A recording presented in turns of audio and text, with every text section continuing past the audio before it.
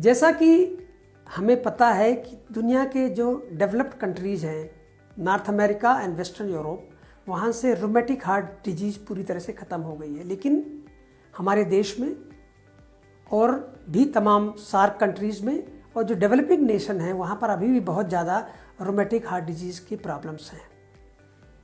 हमारे देश में न जाने कितने बच्चे हैं, बच्चियां हैं 10 साल, 12 साल, 15 साल की, जिनको कि ये रोमेटिक हार्ट डिजीज़ होती है, जिसकी वजह से जो हार्ट के वैल्व्स हैं और ख़ास करके माइट्रल वाल्व सबसे ज़्यादा इन्वॉल्व होता है, एओर्टिक इन्वॉल्व होता है, दोनों वाल्व इन्वॉल्व होते हैं।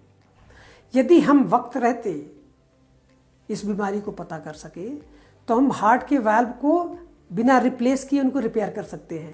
लेकिन ज़रूरी ये है कि ऐसे मरीजों को जल्दी से जल्दी पकड़ा जाए, बिना हार्ट में ज़्यादा डैमेज हुए वो डॉक्टर के पास आ सके और इनका इलाज हो सके। नॉर्मली ये पेशेंट्स जब हमारे पास आते हैं तो ज़्यादातर बहुत देर से आते हैं, जहाँ पर कि कैल्सिफिकेशन हो जाता है, हार्ट बड़ा वीक हो जाता है, तब हमारे पास एक ही रास्ता बचता है कि हम इनको रिप्लेस करें।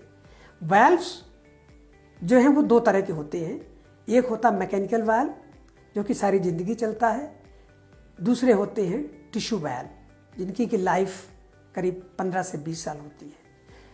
माना ये जाता है कि जो ये मैकेनिकल वाल्व हैं, यदि ये प्रस्थापित किए जाते हैं हार्ट के अंदर तो सारी ज़िंदगी ब्लड थिनर लेना पड़ता है।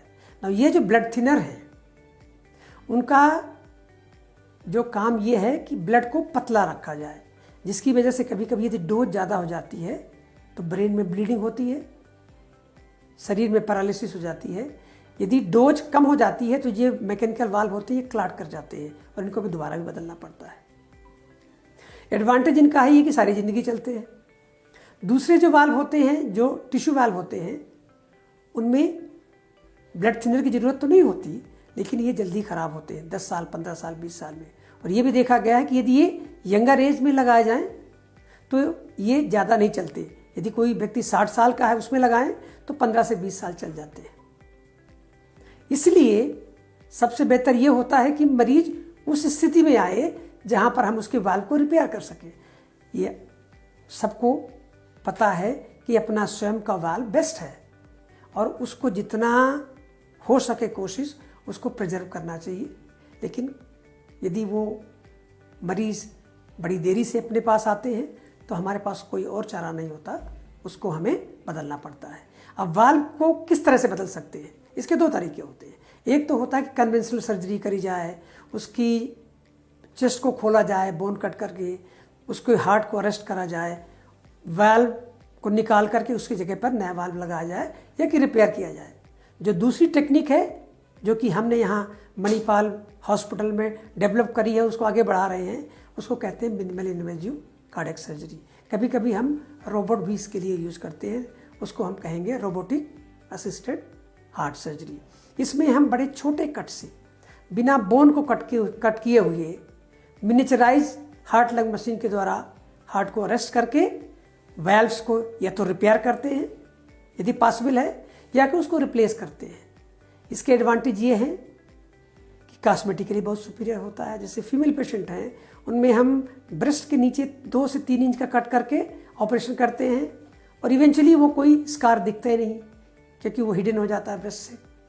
या कि एओर्टिक वाल्व है, उसको हम सेकेंड स्पेस में जाते हैं और छोटे कट से उसका ऑपरेशन करते हैं। और बिकॉज ये ऑपरेशन छोटे कट से होता है तो इसमें ब्लड एंड ब्लड प्रोडक्ट्स को यूज नहीं करते, रिकवरी बड़ी फास्ट होती है और हीलिंग अच्छी होने की वजह से पोस्ट ऑपरेटिव पेन कम होता है। और सबसे इम्पॉर्टेंट चीज़ ये है कि 2 से 3 हफ्ते में मरीज वापस अपने काम में लग जाता है। तो इसके 2 एडवांटेज होते हैं। एक तो व्यक्ति अपने काम में जल्दी लगता है जिससे कि वो उसकी अर्निंग जल्दी बढ़ जाती है, हॉस्पिटल में ज़्यादा रुकना नहीं पड़ता है, कॉस्मेटिकली अच्छी होती है। और ख़ास करके हमारी महिलाओं को, बच्चियों को जिनमें ये बीमारी काफ़ी देखी गई है, उनके लिए ये मिनिमल इन्वेजिव सर्जरी एक बोन है।